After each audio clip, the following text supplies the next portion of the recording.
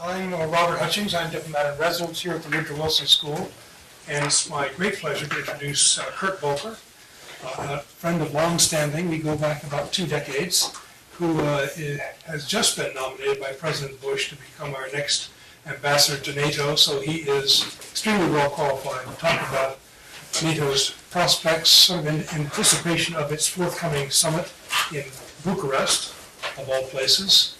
Not so many years ago, it would have been almost unthinkable that NATO would hold a summit meeting in Bucharest, Romania, but that's how far we've come.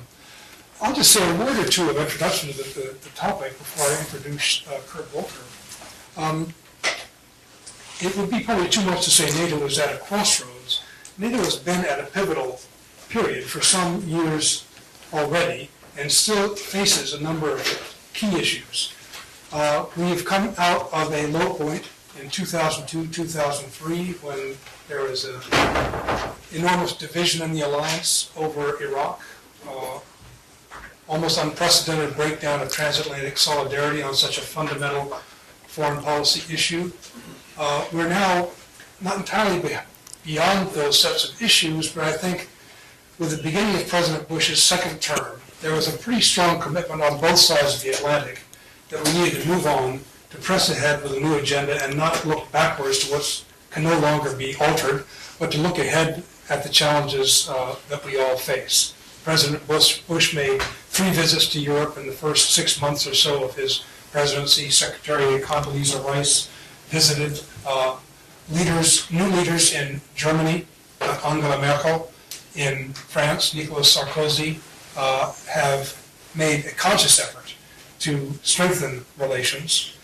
We now face the alliance now faces a host of issues, some of them familiar ones, of how to reconcile a more cohesive European Union with a continued seamless transatlantic security community, how to address the issues of transatlantic burden sharing.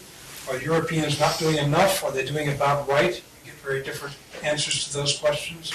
And now, how shall the alliance meet deteriorating security situation in Afghanistan despite all the progress that has been made? These are some of the issues that are on NATO's agenda in anticipation of the Bucharest summit on April 2 to April 4.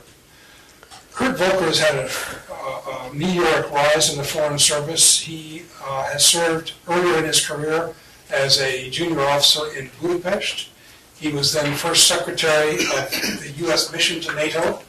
From that post, he became the deputy director of the then NATO Secretary General Lord Robertson's personal staff.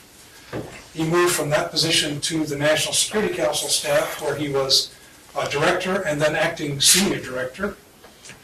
Since 2005, he has been back at the department as principal deputy assistant secretary of state for European and Canadian affairs.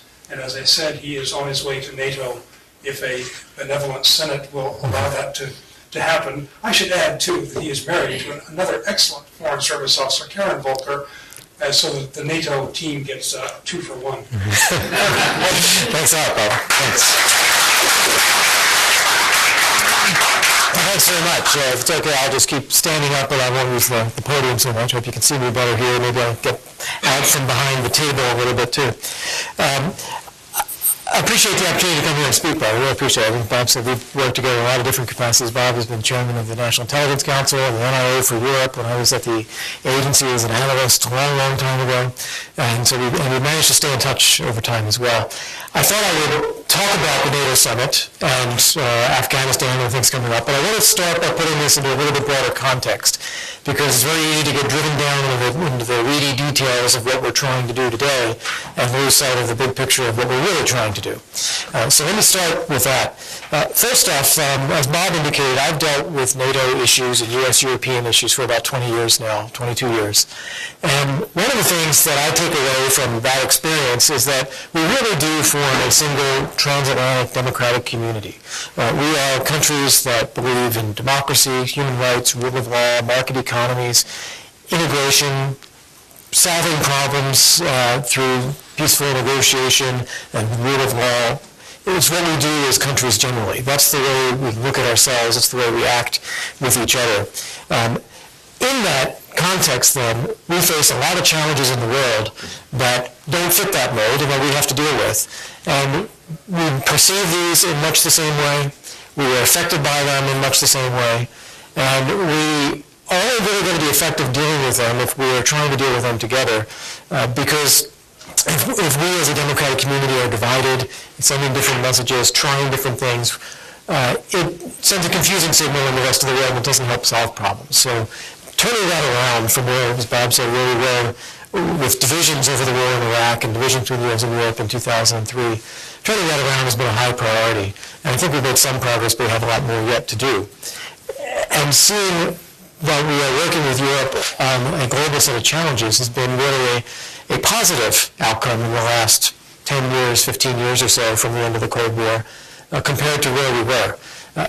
During the Cold War, immediately after, dealing with challenges like the fall of the collapse of Yugoslavia, ethnic cleansing in the Balkans, collapse of the Soviet Union, new states in Central Asia and the Caucasus, a lot of the principal strategic issues that we had been dealing with as a nation over a 50, 60-year period were all anchored in Europe in some way. Any of these issues had its roots as a European issue, and so our work with Europe was critical. From September 11th on, a lot of the critical strategic issues we have to deal with are not anchored in Europe. Terrorism, proliferation of weapons of mass destruction, failed states, violent extremism. You could call it a broader Middle East region, but that's the sort of root region that we are most concerned about. Europe is largely peaceful, democratic, stable, successful. We've seen a successful transformation in Europe. And so we forgot that Europe was nonetheless a critical strategic partner for dealing with these challenges, even when they are no longer anchored in Europe. And reminding ourselves of that and retooling the way we think about our work with Europe has really been a central focus of what I've been doing for the last 7, 8 years, and especially in the last 3 back at the State Department. We've been saying that our work with Europe is not about Europe per se. It's about how we work together to deal with a global set of challenges. And this includes Israeli-Palestinian issues, Lebanon, Afghanistan, Iraq, Iran, Darfur, Congo, Kenya these days. Even a little bit of, we'd like to see democratic transition in Cuba and human rights in Cuba, and we're getting a little bit more working together with Europe on that as well. So we've broadened to a global agenda working with Europe. Remembering, of course, that the job of building a Europe that is whole and free and at peace is not done yet. And we have work yet to do in the Balkans with Kosovo, with Serbia, with countries that are seeking to join NATO or seeking to join the EU, Ukraine, Caucasus, Armenia, Azerbaijan, Georgia, Belarus, dictatorship in Europe, and a growing assertive, building a lot of aggressive Russia on a number of issues. That's a challenge to some of these things. So it's a much broader focus on working together with Europe. In that context, I think we have done better in the last few years working with Europe on that. But we still need a lot of retooling and rethinking. And some of the old institutions and the old approaches that we've had working with Europe, dealing with European issues, have to be revisited. And principally one of these is NATO, and we've been working at this over time, but as I said, we still have more to do. When you think about NATO as a collective defense organization, that's the heart of it, is an Article 5 security guarantee, collective defense. Until 1989, we knew pretty well what that meant. That meant the risk of the Soviet Union, the Warsaw Pact, fighting a ground war against NATO in Europe, with everything that goes with that, nuclear weapons, air war as well, and the navies and so forth. But that's what it was about. It was about the territorial defense of Europe against a Soviet Union Warsaw Pact threat. When you think about what Article 5 means today, collective defense of the members of NATO, the risks and the threats are vastly different.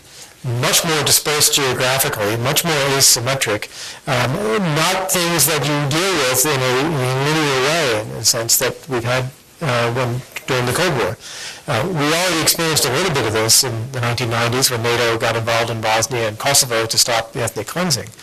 But when you look today, what are the principal threats that we worry about, or the principal threats that have affected our societies, whether it's the United States or European countries? Well, terrorism, first one, whether it's in the U.S. in New York and Washington, or whether it's London or Barcelona or Hamburg, or threats in Rome, terrorism an issue that can affect our countries, proliferation of weapons of mass destruction and the potential that they could be used, so chemical weapons, biological weapons, nuclear weapons, missile threats, missile defense is an issue I'll come back to in a moment, failed states, and violent extremism, and the ability of people like the Taliban or Hamas or Hezbollah to take over a territory, use that territory to then export violence and to create regional instability that affects countries in Europe and affects ourselves.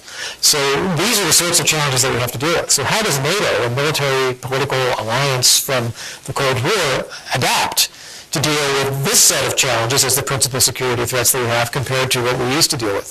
Not an easy thing. It first off requires a mentality of adaptation, a renewal of a political commitment to say we still believe in defense, but we have to do it in different ways. And that's not so easy. I think we see in Europe what I see is growing disconnect between a sense of well-being as nations. They're very prosperous, very well off, very developed, and a sense that that well-being still depends upon security. It does, but that is not often well perceived. And just as one illustration of that, in the United States, we spend about 4%, 3.5% to 4% of our gross domestic product on defense. In Europe, our European allies, minus the U.S., spend about 1.3 or 1.4% on average. So it's just a societal choice. This is lower down the list of priorities. When you talk with Europeans about things that they are concerned about and motivated by, or things that are important to them, security and NATO issues don't really make the list that often. Terrorism does. They do talk about terrorism as a threat because they've experienced it, but they don't view that as the same kind of challenge that we do as a global threat that we need to respond to.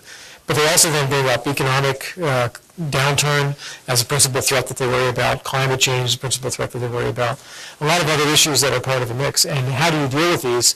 What are the things that are important to them? Is their local identity, their national identity, European Union, principal sources of identity where they want to work through problems? NATO doesn't really ring the bell at all in Europe when it comes to dealing with challenges. So that is something that I think we have to work on in terms of mentality. We have to think that our well-being and our safety does depend on our investment in security. And the second thing, I still believe it's true, because we do form a single democratic community that works and trades and plays together and visit each other, that security in the U.S. and Europe do depend upon each other. That we have, there's no separating what's happening in Europe or happening in the United States. We are commonly affected by security challenges, and we have to work together. Can you hear me okay? Because I see a couple of people moving, and I just want to make sure that it is working. Okay. It's not you alone. I see a few people. Okay. So that is one thing. But then there are other things that you think about in the threat environment that we face that NATO has to adapt and change to. And I'd like to illustrate this by taking two snapshots in time, 1995 and 2006. In 1995, NATO had 16 members. It had no partners. It never established a partner relationship with non-members. It had never conducted a military operation. It had done a lot of exercises, a lot of defense planning, moved a lot of people and resources around, but it never conducted a military operation. We had a great, big, heavy command structure, but we never used it for any military purpose other than exercising and planning. In 2006, NATO had 26 members. It had 20 partner countries in Eurasia. It had 7 in North Africa, and 4 in the Persian Gulf, and was operating, that is, conducting military operations, 6 of them simultaneously.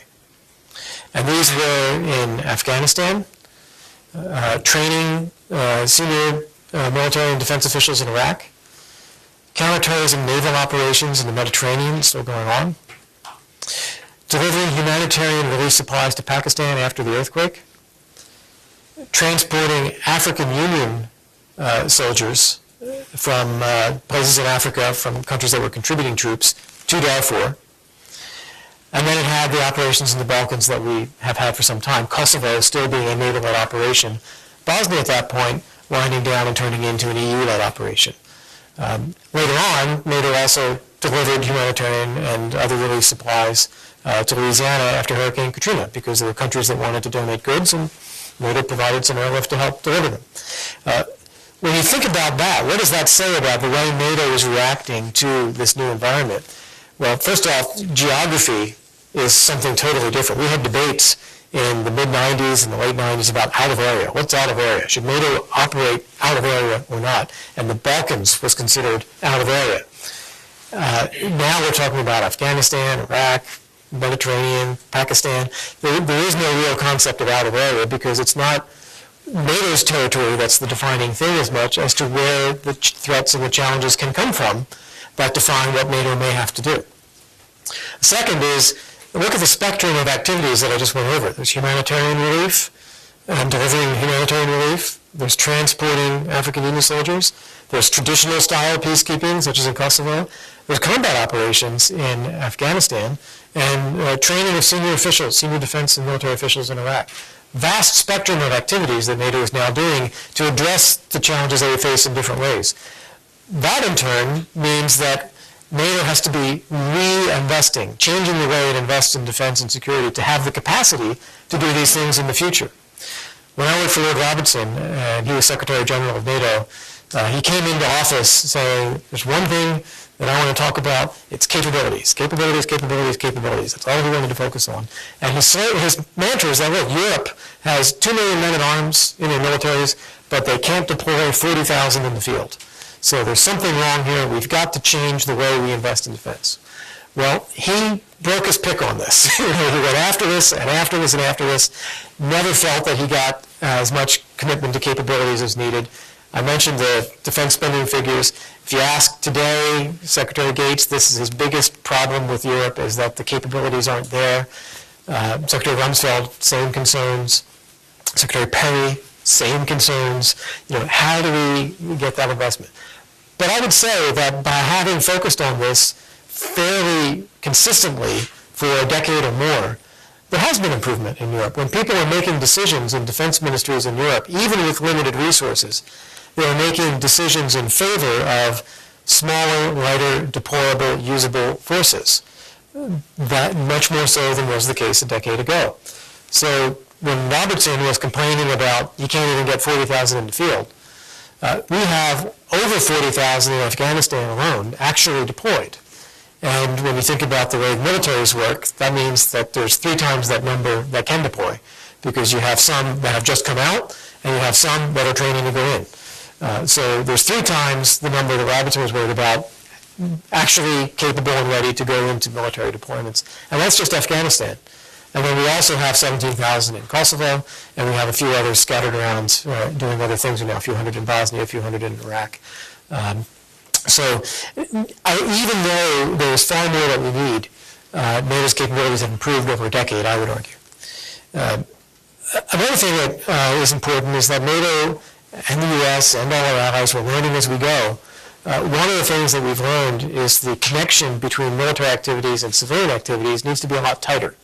When you look at a place like Afghanistan, if you clear an area of insurgent activity or the Taliban, it helps to be able to hold it, so you got to have enough forces there, and you got to have the Afghan National Army, the Afghan security forces there. But unless there's reconstruction and development going on behind that, so that the people who live there are able to start building something that they want to hold on to and protect, it doesn't sustain itself. The flip side is also true. You can't just send in the civilian aid workers who can dig wells, build roads, provide construction projects, if they're going to get killed. So you need the security piece of this to be able to create an environment where you can have development. So you have security and development going hand in hand, and the efforts of the military community and the efforts of the civilian community needing to be very well integrated. Talk about Afghanistan in a minute, but that is a critical thing that we are not doing well enough in Afghanistan and need to do better at. So this is all talking about the last 10 years or so, so 95, 13 years now. What NATO has been thinking about doing, how it's adapting. There's been a lot of transformation already, and as I mentioned that with partnerships and enlargement, operations, and so on. We're going to have a summit meeting about a month from now, a little bit less than a month from now, and that is yet another case where we want to use the fact of a high-level meeting to try to push this transformation of NATO further forward. It's not like we haven't been doing it for years. It's not like we've done everything we need to do, and it's not like we're going to get it all done now. But we just have to keep pushing through that. The top issues to watch at this summit meeting, I think there are 5 of them. It's Afghanistan, Kosovo, missile defense, enlargement, and membership action plan for Georgia and Ukraine, and relationship between NATO and Georgia and Ukraine. I think those are the 5 critical issues. There's a lot else going on. You know, we're doing things in the capabilities areas. We're trying to improve the capacity that NATO has available for helicopters, for example. Last summit, we worked on strategic airlift, C-17s, and we got a consortium together of countries to buy about 3 or 4 C-17s, so NATO has more airlift. We're trying to do the same thing with helicopters now. We're trying to, first off, rent some helicopters to get them there quickly, put our logistics and maintenance together in common, because that's a very expensive part of having helicopters deployed, so let's share the costs. And then have a longer-term effort to buy more helicopters with the right kinds of capability that we can use in operations. So that's just some examples of things we're doing on capabilities. But to come back to these top 5 issues, Afghanistan is really the critical one. Afghanistan is where NATO is placed its biggest bet. That we were saying that what's happening in Afghanistan matters to us. NATO has taken on the responsibility for the operations there. There are ups and downs. There's a lot of challenges right now. A lot of worry among publics that this is not going very well, or it's sort of reverse trend. We were okay for a little while and now slipping back again. Karzai, people are losing faith in his government. Is he corrupt? Is he crony? Is he just Pashtun anymore? So people are focused on that. There's a lot of concern over this.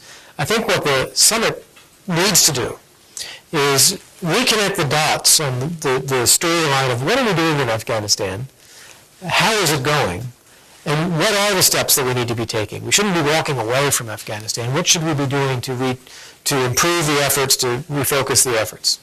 I would describe what NATO needs to do in Afghanistan this way. First off, we need to remind people that, as I said at the beginning, our well-being and our security depends upon what's happening there. It has been affected very negatively before by events going the wrong way in Afghanistan, and it could happen again. So we have to prevent that, and that's it's direct interest. So it's not as though things that are 3,000 miles away don't matter anymore. And the world we live in, they do matter, and they do affect us, and that's reason for direct engagement by NATO countries. Second thing is that the Afghan people want the help. All the polls that we do show about 80% of the Afghan people welcome the presence of the international forces, the international assistance community. They want to build a society. They want to build one that is functional, more prosperous. They've suffered through decades of warfare, and they want to get out of that. But they can't do it without the help that the U.S. and Europe and others are contributing in Afghanistan. And third, we've made a lot of progress. We can focus on the challenges that we face, and I'll come back to these. They're very serious challenges. But we shouldn't also lose sight of what we've done and what Afghanistan was like under the Taliban. And just to give you some examples, in 2001, the Taliban ran Afghanistan. There were 900,000 kids in school in a country of 30 million people. 900,000. None of them were girls, because it was illegal for girls to go to school. And today, we've got that number up over 6 million, 6 million kids in school getting educated, and 2 million girls in school, about a third of that student population. And it's legal, and it's happening. So this is a tremendous investment just in human capital that we've been able to change in the space of time that we've been there. Access to health care. In 2001, only 8% of the population had access to health care in Afghanistan. And right now we have different figures. It's over 65% of the population. Some people say 80%. I scratched a little bit, so what's the difference between these numbers? And the difference is how many kilometers from a place where health care is provided. So if you count it as X kilometers, it's 80%. If you count it as Y kilometers, it's 65%. I think for you and me, we'd feel comfortable saying 65%. You don't, when you're in bad shape, a few kilometers is a long way. So we'll keep a conservative estimate there. Look at road building. Roads are critical because of they're necessary for people who produce agricultural products to get them to a market. They're necessary to give an alternative to a drug economy. They're a necessary component of trade across borders. And there are 50 kilometers of paved road in 2001 in Afghanistan. And we've got that figure over 4,000 now, and we're building a lot more. If you think about infant mortality, about the figures that the UN is using are about 80,000 children are not dying every year who in 2001 would have died. That's another major investment in humanity that we've been able to bring about in Afghanistan. So we have to remember these things when we talk about what we're about to talk about, which is the insurgency, the narcotics problems, governance problems. They are very serious. We've expanded the NATO operation so that it started in 2003 only in Kabul, and only a few thousand troops. And we've expanded it and expanded it and expanded it, so it's throughout the whole country now. It's 43,000 plus. The Operation Enduring Freedom is also still going on in Afghanistan. That's another 12 or 13,000. When you add these together, the U.S. is slightly less than half of the troop contribution. It's about 44%, 45% U.S., the rest are others.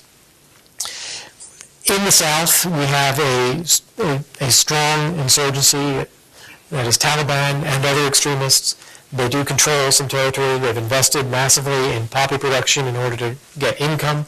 So we see the poppy production going up and up every year in Afghanistan. We see local village leaders and even provincial leaders exposed to threats of violence, intimidation, or corruption. And it's a very difficult problem to unwind. The north and the west of the country are in better shape, but there are risks there. The east of the country has improved over the last year. There's still very serious challenges there. The south has gotten worse. And we are looking at how, as an alliance, how do we refocus the effort in the south, do better at counterinsurgency, where we were applying many tools simultaneously. Reconstruction, development assistance, hard military operations against the insurgents, training the National Army and the police forces so that they can create a more sustainable presence in the ground, better coordinating our operations between the international forces and the Afghan forces, working with local village leaders to see what they need to be able to sustain their villages in the face of continuing pressure from the Taliban or extremists. I don't know how you would describe it. I was on the phone with a reporter today, and she was talking about a strategy of bombing. And, bombing doesn't work because it turns off the civilian population because there's too many casualties. And I just said, but that's not our strategy. The strategy is actually working at very grassroots levels with people to try to increase their security and increase the development that's going on. But the problem is you've got people who are attacking you while you do this. You've got a strong insurgency, and occasionally you do need to bring in reinforcements to defeat a localized attack that you've experienced. But that's not the strategy. That's just something you have to do to defeat the extremists and the Taliban that are willing to fight. But the goal is to do the opposite. The goal is to build security with the local Afghan forces, the local leaders, and reconstruction development assistance. This is what I think NATO has to communicate and do better and invest in. And when I say invest in, we need more of everything. We need more troops from our European allies, particularly maneuver forces. We need more helicopters. We need more trainers for the military, more trainers for the police, more technical assistance for the government. There's a great deal that we could use more of. Interestingly, the European Union thus far has not really grabbed a hold of Afghanistan as a major challenge for the EU. They've kind of left it to NATO, even though NATO is principally a military, security, political organization. It doesn't have the development tools as readily available. But we're trying, and what we've done is, as the U.S., not all European nations have done this, we've given our military commanders development funds so that they can have very quick response to damages caused by conflict, to work with the local people in an area where there has been a conflict so that they feel that there's an immediate response from the international forces to rebuild what was destroyed by the Taliban or in a conflict with the Taliban. That kind of, those are called SERP fundings, Commanders Emergency Response Program funds. Those are things that I think all NATO countries ought to put into their budgets more. So anyway, Afghanistan, a major set of issues. I think we will get more troop contributions. I think we will see some additional training teams. I'm counting on my fingers. I'm thinking of about 4 or 5 countries that are going to make an announcement and some additional contributions. U.S. is also contributing about 3,200 Marines starting in March, starting this month, and carrying through the summer. We're hoping that by doing that, that will allow time for European countries who want to contribute more themselves to prepare their forces to be able to deploy to replace us. So there could be a net increase of about 3,200 that would stay. Second issue that I mentioned is Kosovo. Kosovo, we can talk more maybe in question and answer about what we're doing and why in Kosovo, but NATO has a particular role in Kosovo, which is to run the KFOR operation. And the mission of KFOR is to provide security and stability within Kosovo, freedom of movement, protection of the minority and communities and religious sites. And KFOR is, I think, very ready for this task. I think that the forces are well-trained forces, very capable forces. There's plenty of them for something the size of Kosovo, and the commanders are ready to handle the challenges. So NATO is prepared to do its job there. We've seen, as you know, efforts at blockades in the north of Kosovo, demonstrations in Belgrade, a lot of tension in the region, and it's important that NATO send a very clear signal that we are there, we're prepared, we will do our job, trying to maintain a lid on possible disruptions of security in Kosovo. Third issue I mentioned was missile defense. Missile defense is one where we see a growing threat of missiles that can hit Europe, ultimately potentially the U.S., that are emerging. And Iran in particular has tested missiles and bragged about their missile tests. And so we think that it's only prudent that an alliance's job is collective defense, ought to defend itself, including against missiles, because if that's a risk, then we ought to do that. This was not a terribly controversial proposition, I have to say, until a little over a year ago. But you have the risk of missile threats, you prepare yourself, what can you do? We have technology that we've developed where you have interceptors that use a kinetic impact as a way of destroying an incoming missile, so there's no warhead involved. It's a very high-tech, very low numbers, high cost way to make sure that a city is not devastated by an incoming missile. I remember the first time I heard a briefing of this, what we perceived the growing missile threats to be and what the options for dealing with them were about 1998.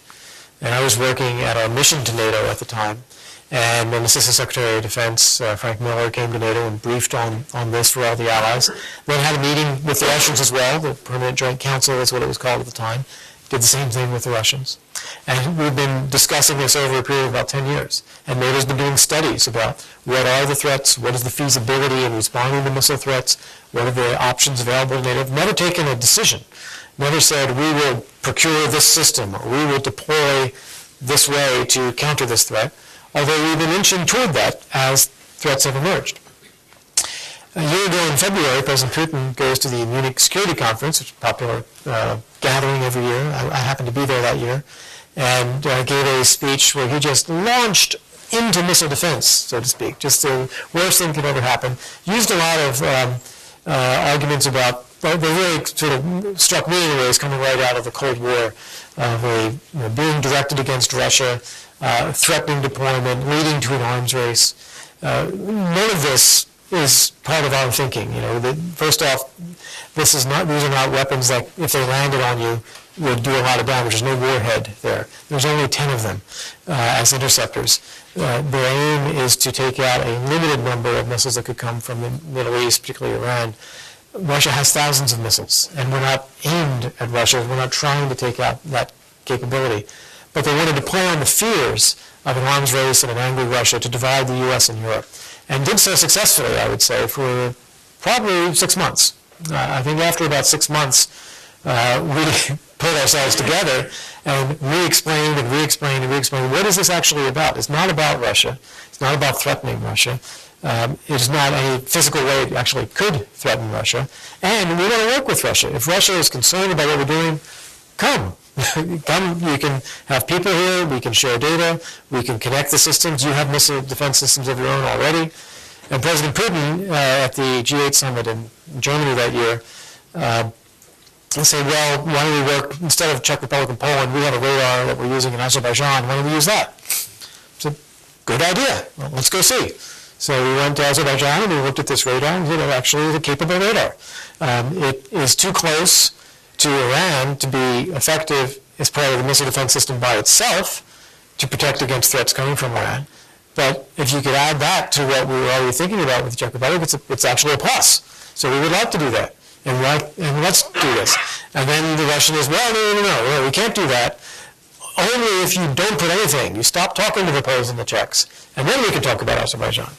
And so it very clearly then becomes the issue is not missile defense. The issue is Russia feeling it has a sphere of influence in Central Europe, which is Poland, Czech Republic, and we shouldn't be doing anything there.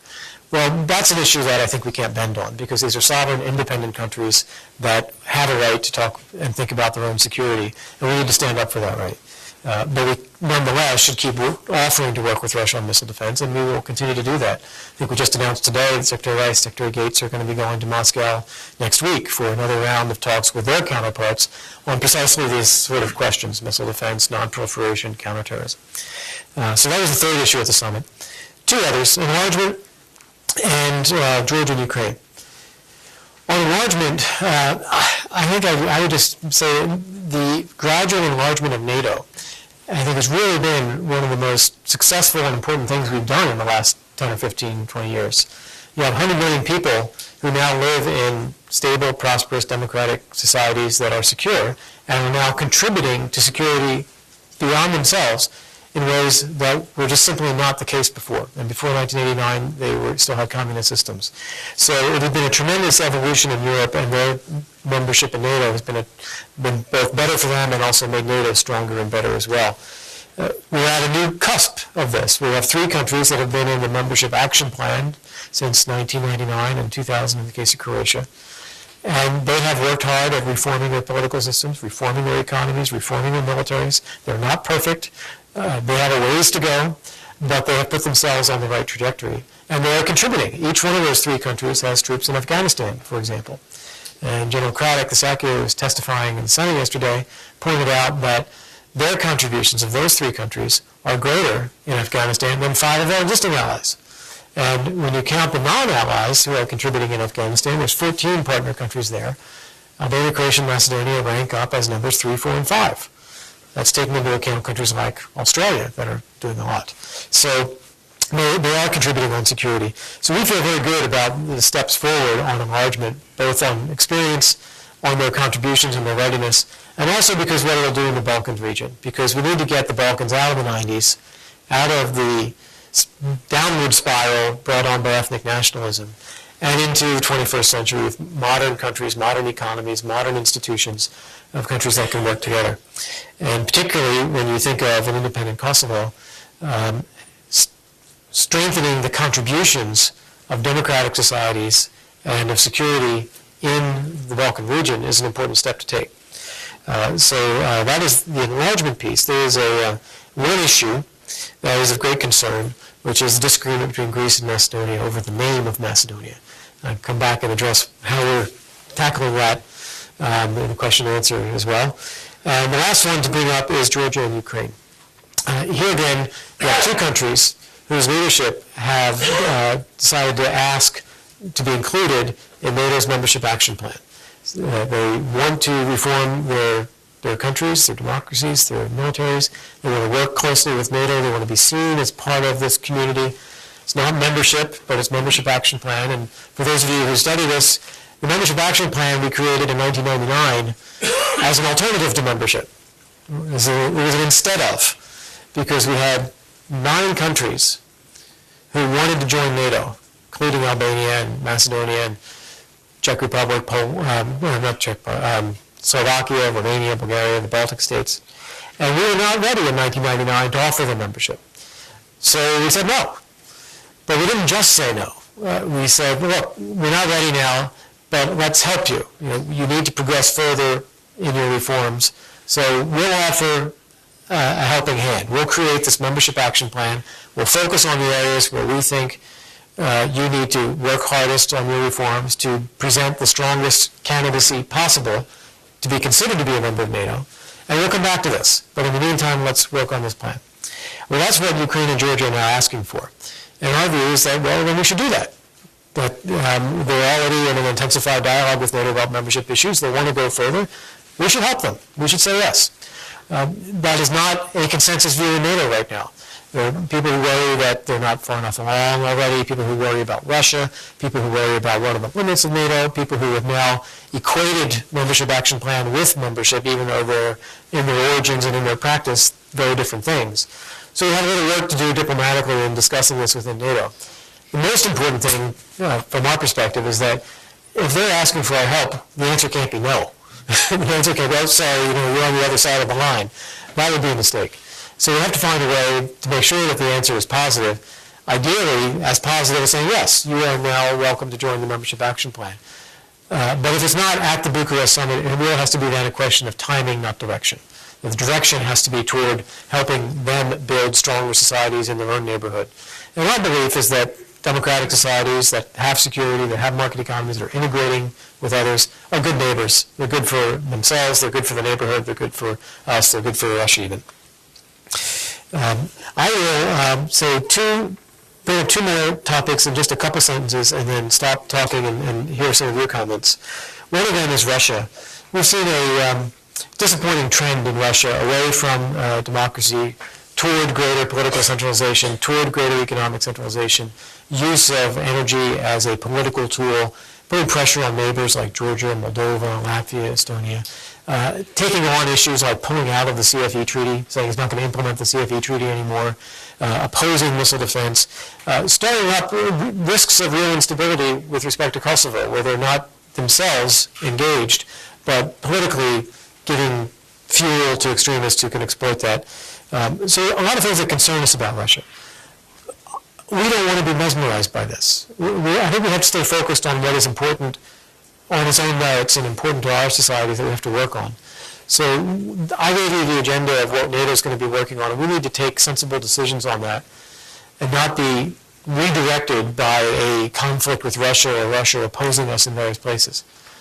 Instead, I think what we need to do is stay focused on our agenda and then reach out to Russia and say, this is how we see the developments in the world that we need to deal with. They're not against you in any way. We have to work with you. And we will, we think, have Putin coming to the NATO, to the summit meeting in Bucharest. To be the first time that he has come to a regular NATO summit meeting. And that's what we're going to do, is that we will have it on offer that we want to work together. Interestingly, despite the harsh rhetoric coming from Russia over the past year, in recent days, they've put a few positive things on the table. And they took up a proposal we made a year ago of working together on supporting the operations in Afghanistan, logistics and transits to Afghanistan. So maybe Russia can be helpful in that. That would be very welcome. That's something we should talk about that, and we hope that we can pursue that in the lead up to the summit. Second topic, and I promise I'll stop, is France and NATO. Because President Sarkozy last summer, very bold interview in the International Herald Tribune, says, I want to see France fully reintegrate into NATO's military structure, reversing course since 1968 and President de Gaulle taking France out. And I want full support for European security and defense capability. I want NATO and the EU to be able to work together. Well, what do we say? We agree. This is a good idea. Let's do this.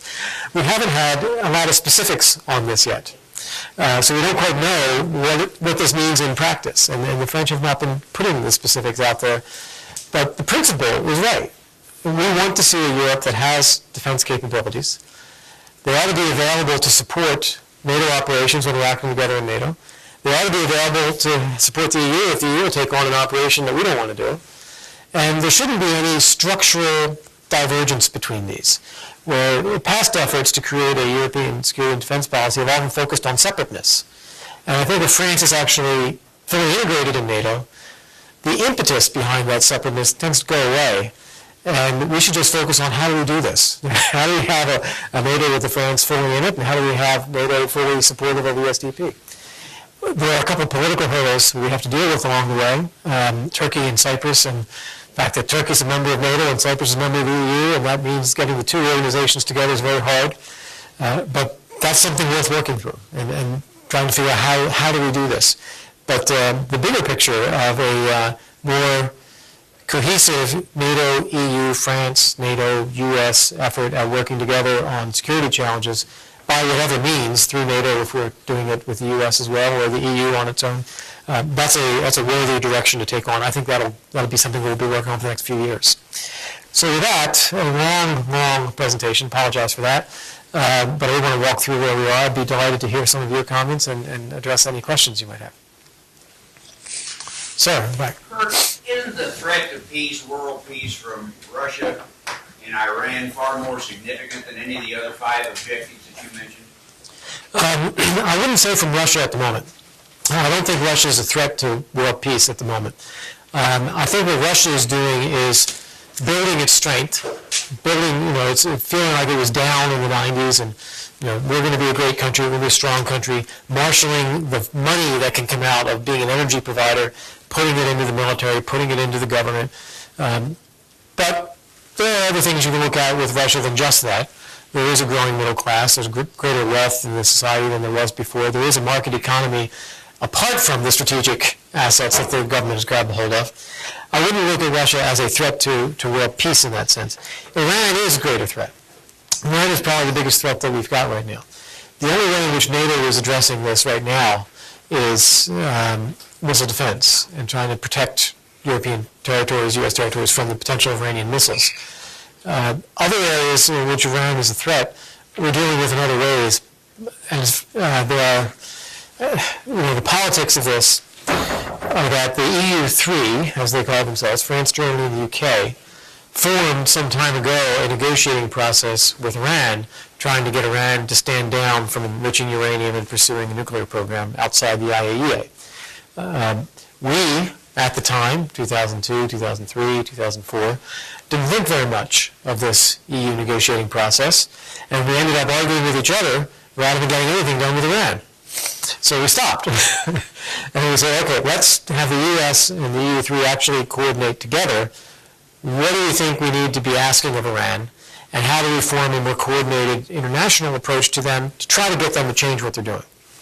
So we accepted that there would be a negotiating process with Iran. The EU3 would do this. We accepted that we would join that negotiating process if the Iranians stopped enriching uranium. We also did a few symbolic things like sell aircraft spare parts and have a few cultural exchanges. But the Europeans said, okay, we will insist, we will make it a clear part of our position that Iran has to have zero enrichment and reprocessing. We can't allow partial reversal. We've got to have a zero on Iran. And if Iran doesn't do this, we will take steps together to raise the international pressure on Iran through the UN Security Council, through sanctions on Iran, travel sanctions, financial sanctions, going after banking institutions that deal with Iran. So that is something that we're doing. None of this is happening in NATO, but it's the key allied countries in NATO that we're working with. You could argue, well, if it's the biggest security challenge we've got, why aren't you dealing with it in NATO? And the answer, frankly, is that our European partners don't want to do it there, that they want to keep this in a different format. So this is part of the deal right now. One other aspect to Iran and the threat to peace that it presents is its support for terrorist organizations. And here we have some agreement with Europe and some areas where we don't agree.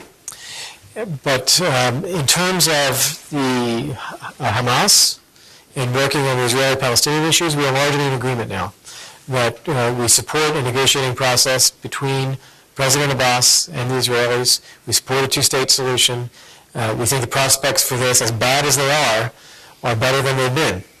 And with Hezbollah, same thing. We and the Europeans are working together to support the Senora government in Lebanon, to support a free and fair election of a new president, to prevent basically a fragmentation of the country or a takeover of the government either by Syria again or through force of arms by Hezbollah. So we and the Europeans are very much on the same page politically. Europe is actually doing the lifting on the security part of this by contributing the forces to UNIFIL. So we are working together on this Iranian challenge with Europe, but just not through NATO. Yeah. Hi. I have a question about NATO and the Balkans. From my point of view, it seems like there could be trouble brewing in the Balkans again pretty soon, and I'm thinking of a range of things kind of converging and happening at the same time. I think it's probably fair to say that Kosovo's independence is far from a done deal if you're sitting in Belgrade at the moment. And we've already seen that the effect that the Declaration of Independence has had on, with the calling of new presidential and parliamentary elections and the strong standing of the Serbian Radical Party across the country. And I was just thinking that combining that scenario with the accession of a number of Serbia's neighbours to NATO ahead of Serbia, although I know Serbia's in the partnership piece already, it might provoke even stronger reaction from Serbia, and that could have a negative impact on regional stability, which should be an issue for NATO as well. So I was just wondering if you could comment on what NATO's strategy is for bringing Serbia into the fold while there's still a government that can be worked with. Well, Serbia doesn't want to be brought into the fold right now.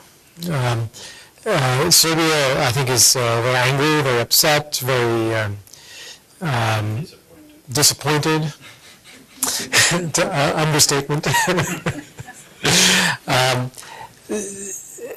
We have been very conscious to reach out to Serbia, to say, look, we're not against Serbia.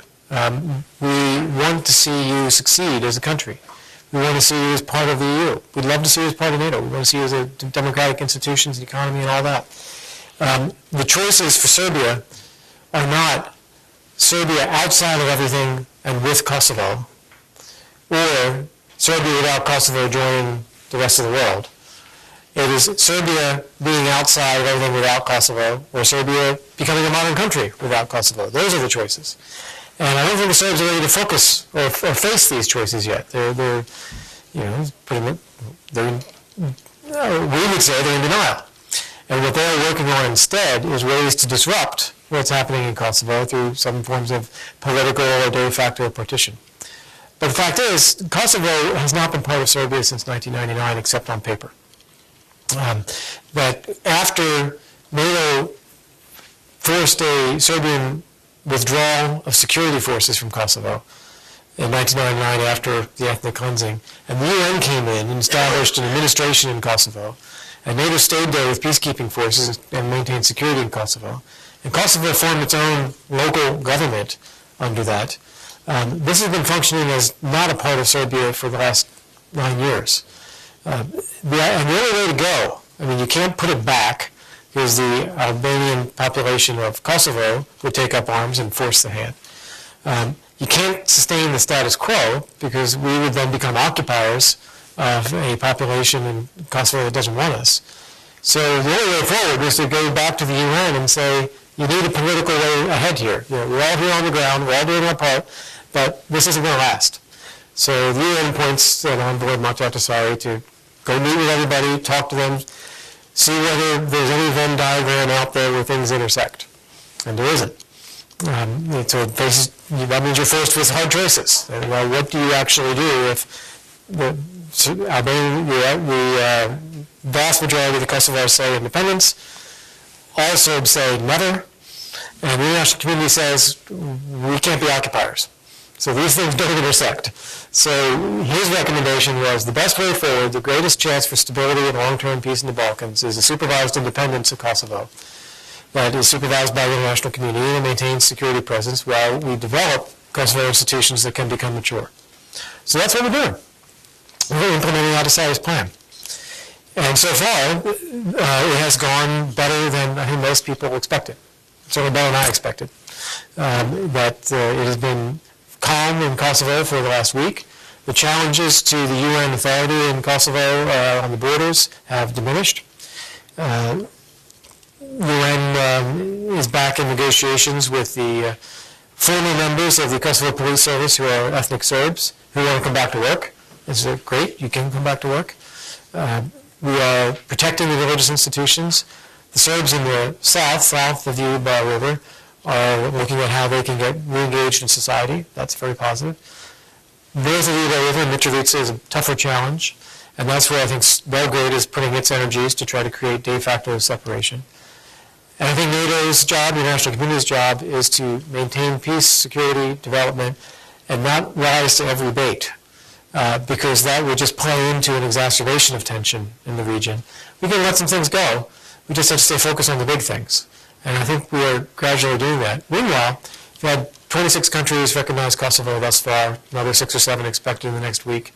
you go back historically and look at how quickly do countries normally recognize new states, like East Timor or Slovakia, just pretty quick by most standards. And in Serbia, you're right that the Nationalist Party and the radical parties are feeling very strong. And they forced an election. Kostunica, of course, helped to bring about an election. He wants to remain kingmaker. His party's level of popular support is very low. And it'll be interesting to see what the election brings about, because while there's a lot of anger in Serbia, there's not a lot of alternative that the nationalist forces can provide. And they're certainly not going to be the ones who lead Serbia into the European Union, into NATO, into normal relationships, into a visa-free, visa waiver system with Europe, getting students to study around Europe. Whereas other forces in Serbia would do that. And so it'll be interesting to see what the people actually come out and vote for and how the leadership reacts to this. It may take a little time. This may not be the only election. We may have a period of instability and unrest inside Serbia rather than inside Kosovo. But I think in the long term, it's a prospering economy. It's got a young population. They are very much European. And I think that the long-term prospects will be good for Serbia. Sir? 10 months from now, there'll be a new administration in Washington. Are you prepared to speculate about what that might mean for NATO? I can say a few things about it. No matter what the outcome, whether it's clearly there are only three possible outcomes now, Clinton, Obama, McCain. And no matter what the outcome, the challenges that we face in the world are going to still be there. You know, that I think there is often a perception in Europe that, oh, the U.S. has an election, all our problems will go away because we don't like this administration. Well, you may not like this administration. That may be the true part of that statement. They may not. But the problems are still going to be there. We're still going to have Iran. We're still going to have Iraq. We're still going to have Afghanistan. And any U.S. administration is going to have to deal with these challenges. There's no, there's no option for the U.S. to say, never mind.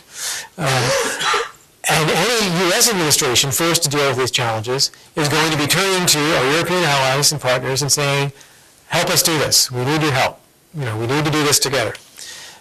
So I don't see a lot of change in what is expected or asked for of the U.S. administration working with European allies and partners.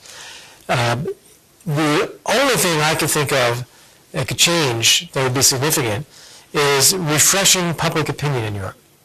I think we've got a stale public mood in Europe right now, and this can help refresh that. I worry about the image of the United States in Europe. I look at what people say, and I think in my analysis, you may have other factors, but in my analysis, there are four critical issues: Iraq, Guantanamo, Kyoto, climate change, and the Middle East. And the U.S. in relation to these issues is defined negatively in Europe, even where the issues have long moved on. We are not in 2003. We are not deciding whether to invade Iraq. We actually have an Iraq that is trying to survive. Lots of us are trying to help in Iraq, including many Europeans. But the public opinion is still stuck on this. Same thing with climate change, where we are really working very hard to work toward a post-2012 framework on climate change that brings in the developing world, China, India especially, working with Europe, setting a global target, putting in place national programs here that rival what Europe has put in place in Europe. Doesn't matter because the opinion is stuck. And this is one area where I think if we had some refreshment in European public opinion, it would create maybe some new opportunities for the U.S. and Europe to do better working together. Yes. Well, first of all, thank you for a great presentation, and your 4 points are well taken. There is 1/5 which you may keep in mind now for Bucharest. This is this perceived European, the Europeans perceive this militarization of international affairs done by the United States, where the new defense budget combines, I think, the defense budgets of I don't know how many other states together. And everything is war on terror, war on education, war on whatever. So that's perceived. But I wanted to bring you back to what you said yourself and what many, not only in Europe or in West Central Asia, but also here, consider the key for NATO in the next couple of years in the Afghanistan. And there seems to be a conundrum. And the conundrum is not only that the Afghanistan deployment of European and other NATO forces is suffering from this notion of the national caveat. But it's also this conundrum that apparently many people claim that Afghanistan can't be won militarily. Now, NATO, by definition, is a defense alliance. And how does one square this? And then I have to add with a, unfortunately, quite nasty note of the current Russian ambassador to Kabul, who sort of hinted at that the Russians couldn't deal with Afghanistan. Why should others be more successful? Okay, I mean, round the three up. There's the Russian comment, there's the militarization, and in between is the militarization of Afghanistan. Well, you're right when you focus on perception and militarization. I think it's an erroneous perception, and I think that we have to deal with that. But there is that perception, and so yeah, you can add that to the list. We spend vast amounts more on reconstruction development assistance in Afghanistan than anybody else. Anybody else. I think we are looking at $25.8 billion. You know, Europe, when you put everything Europe has put together, you're looking at about $2 billion. So it is paltry what Europe has provided there. So I hear this from Europeans, but then I don't see the follow-up. So look, we're doing more on the civilian side than anybody else. Yeah, you're complaining that it's too military. Do more on the civilian side. The EU, look at police training. Police training, we've got 2,000 police trainers in Kosovo, a country of 2 million people. We've got about 160, plus up to 190 police trainers for a country of 30 million people in Afghanistan. And the U.S. police training effort is about 4 times the EU police training effort. So I hear it. Kind not to mention the Germans.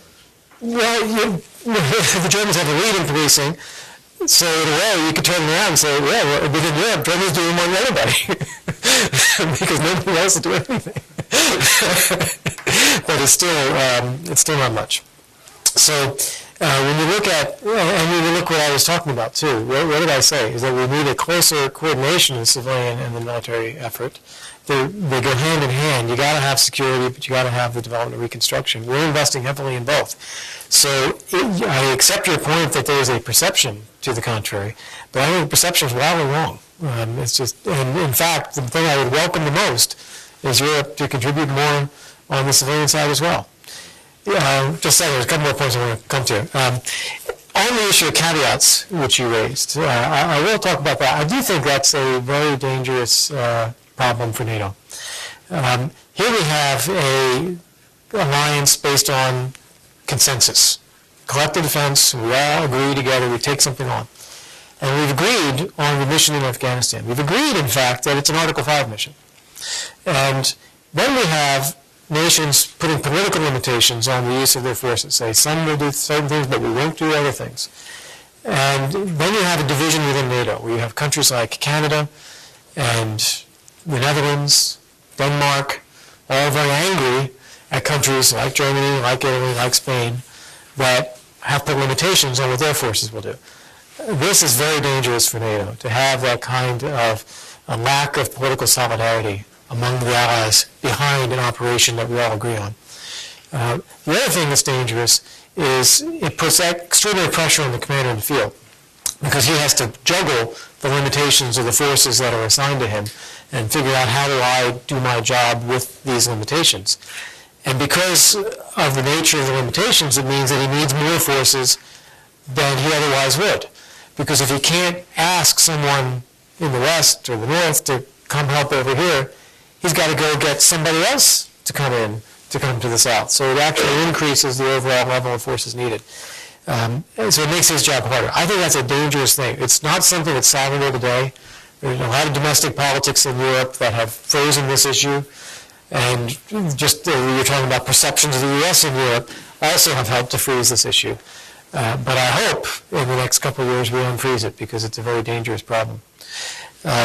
Russian comment, just a simple answer to a simple point. I mean, Russia's Russia and we're not. I think that's the simple answer. But, Russia's there to occupy the country, install their own person, use it for their own purposes. We're there to try to help the Afghan people build their own society. We're there in far fewer numbers than the Russians ever were, and with far better results so far. How do we crack the free rider problem? That is, it's one thing to say, well, we need to work on public opinion, but it seems to me that if there was ever a chance to encourage European defense expenditures at even half of American levels, that was lost when, in effect, in the perception of many Americans, we bailed out Europeans in the Balkans. And it became clear that any threat, almost no matter how hideous, even within Europe, would not be acted upon without American leadership.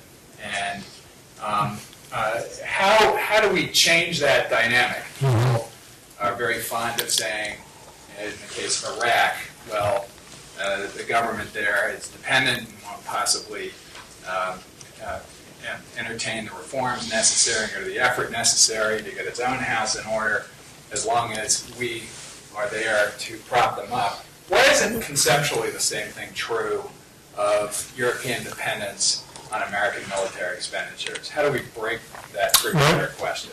The problem is that, I said this at the beginning, but I think it's really true.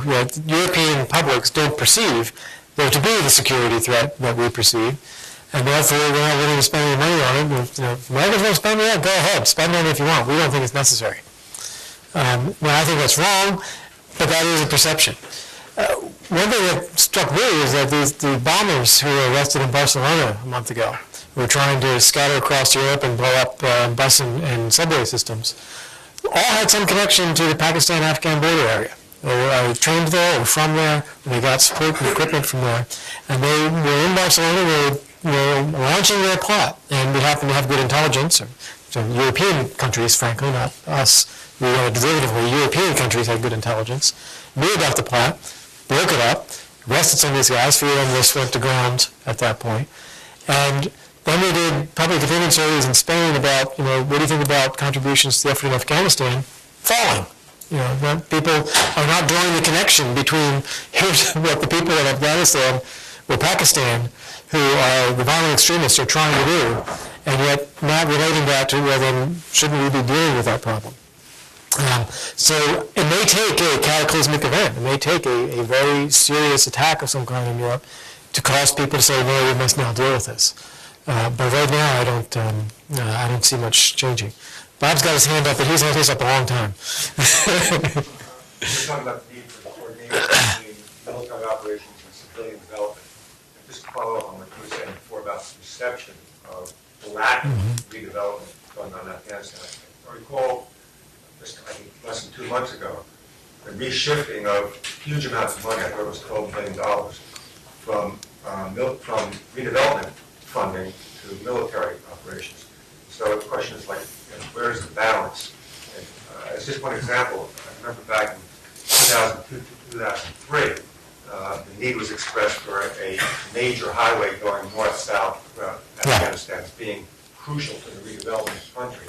And as of only less than 2 years ago, out of 250 kilometers, they had 4 kilometers done. I was wondering what the progress of that. Yeah, I don't know about the funding shift you're talking about.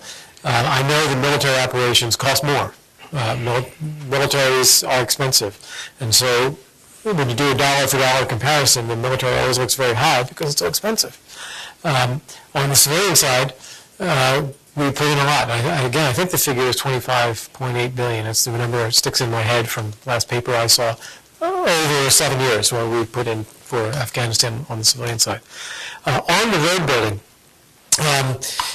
I don't have the specifics on the north-south road, but I'll give you an example that I do know, just, it's what information you get, what information you don't. The ring road that we've built, which is the first time we try to connect the country together. We have all of it built. about 75, 80% of it paved. So that is progress from where we were a few years ago. That just didn't exist in some places. There are pieces of it that existed, and we've got that there. We have to finish the project. The North-South Road, I would bet that we're much further ahead, but I just don't have the statistics on that. It's been a priority for our efforts. That road building is top. Yeah, It's nearly we can do it now. Okay. It's really very high on our list of things that we need to do because it connects so many other pieces together. I just want to pick up on a couple of points you made earlier. Kurt, you pointed out rightly that most of the security challenges facing NATO countries are well beyond Europe, the traditional NATO area. You also noted that some of them, such as Iran's nuclear program, can't be discussed at NATO because some European members who shall remain nameless want to keep that discussion elsewhere. So NATO, the discussion doesn't happen in NATO, but that discussion also doesn't happen in the U.S.-EU dialogue because that's too episodic and thin. So it doesn't happen anywhere. And this is that doesn't actually happen within the European Union very well either. But is this kind of issue likely to come up at Bucharest? Is it likely to come up in your tenure in Well, it's a good question. There is a place where, it's not an institution. So, you don't have an institution of the EU or an institution of NATO. But you have very regular consultations between the US and the EU3, and regular consultations between the Perm 5 in the Security Council and Germany. So you can call it 5+1 or you can call it 3+3, but that's group of 6. Drives the Italians nuts that we do this, by the way. But that consultation does go on. And it happens with great frequency and regularity, and people really do address the whole strategic picture, what's going on with Iran. So it does get addressed. Now, second part of the question is, do I see that changing into the institutions? Not yet. It would be natural for this to be taken up by the EU or NATO when you're ready to instrumentalize something. When you have an approach that this is what we will now do. The EU has a piece of this, for example. The EU met on Monday to talk about whether to impose further sanctions on Iran under UNSCR 1803 that was just passed a week ago. They didn't decide, but the EU was there to grapple with that. But the strategic discussion, the kind of thing you're talking about, how do we figure out what we're doing, I still see that being managed in small groups because the stakes are so high. That people are unwilling to have that leak out into what is essentially a public discussion if it gets beyond a small group like that. You're here as your German colleague agreeing. I think we have time for one more question. If not, you've answered everyone's questions.